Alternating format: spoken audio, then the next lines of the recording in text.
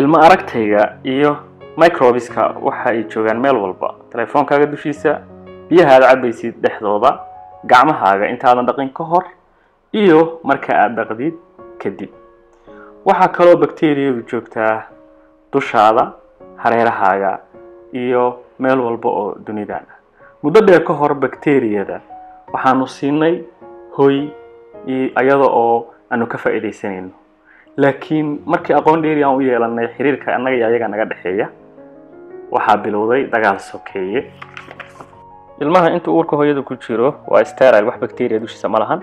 kadib markuu ka soo baxo xubinta taranka hooyada waxaa dushiisa fuula bakteeriyada ku hareeraysan halkaas taasoo nacfi u leh difaaca jirkiisana kor u qaadaysa laakiin ilmaha markii la qalo hooyada lagu qalo difaaciisu uu hooseeyaa xanuuno badan ayuuna khatar u yahay sida asma difaaca jirkiisa oo hoos u dhaca iyo leukemia muddo dheer waxaa sameysmayay xiriir u dhaxeeya bini'aadamka iyo bakteeriyada tusaale ahaan caanaha hooyada waxay ka kooban yihiin nooc gaar ah oo sokor ah sokortaas oo kor u qaada awoodda bakteeriyada qayb ka mid ah 7 nooc bakteeriyada kuwaas oo ka qayb qaata burburinta dheefshiidka iyo difaaca jirka ilmuhu waxay ku qaataa muddo 2 sano ah inay u samaysanto bakteeriya caafimaadkiisa qayb ka noqonaysa difaaciisana kor u qaada qof walba wuxuu leeyahay bakteeriya oo gaar